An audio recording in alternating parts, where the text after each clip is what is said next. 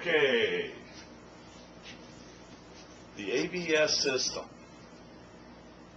I have the brake fluid in green, and the red drawing is the system itself.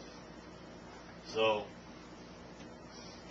you go to a gas station, or actually gas stations don't do this anymore. You go to your repair center and your brake fluid is low. Most of the time when your brake fluid is low, it's not because you have a leak. Some places use that to sell you things, but each one of these cylinders are full of brake fluid already. There's a caliper or wheel cylinder in all four wheels of your car. They're full. All of these brake lines are full of brake fluid.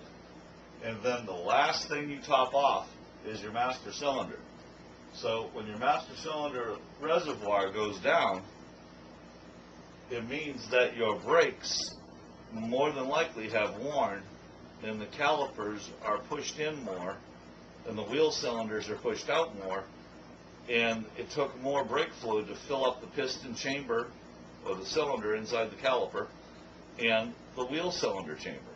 So with that extra fluid having to be down there by the wheels to make up for lost brake pads, it comes out of here.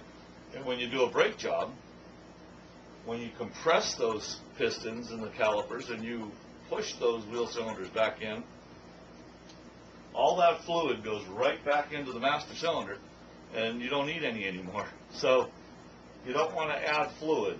You want to check your brakes. All right, with that said, brake fluid starts in the master cylinder. Like I said a few minutes ago, the fluid is all throughout the system. This is your brake pedal inside the car. When you step on that brake pedal, you push a rod in just like a plunger in your bathroom. It's a smaller one, but it goes through. This is the inside of the car, this is the engine compartment. The plunger goes through. Now, there are a few other components of power booster and all of that you don't have to worry about right now. But the plunger goes through and pushes this brake fluid down the line into the ABS pump. The ABS control module electronically sends the brake fluid through its process.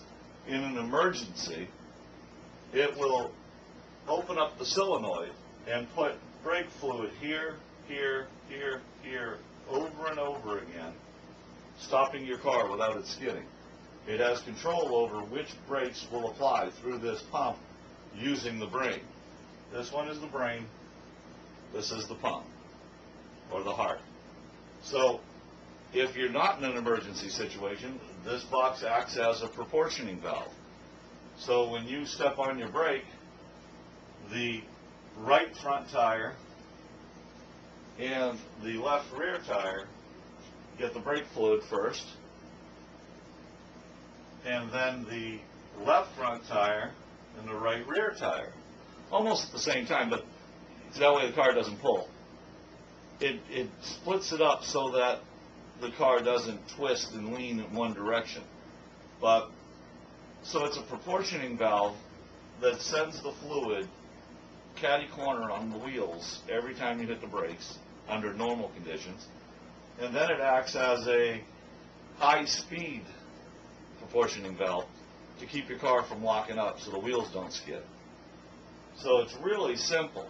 You have fluid lines to a pump to the cylinders.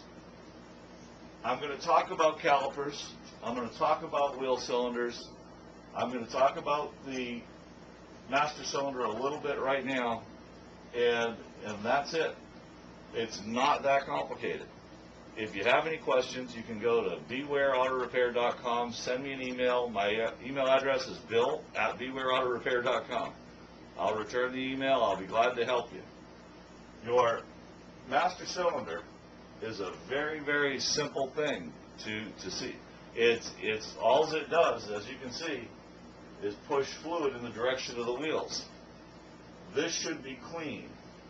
If your fluid, because it's a vented cap and it's a vented system, your master cylinder will get contaminated with, there's more than likely it's going to be water first. And then when the water breaks down and gets into all these metal areas, you develop the rust.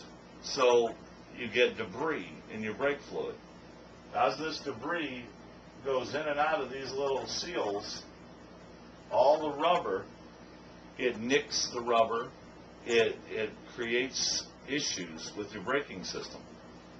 Keeping this fluid clean every 30,000 miles, it should be almost like lemonade. It should be a clear yellow color. If it's not, if it's dark black or dark brown, change it. It's the best thing you can do for your braking system. It doesn't cost that much, and it really does help. So that's it.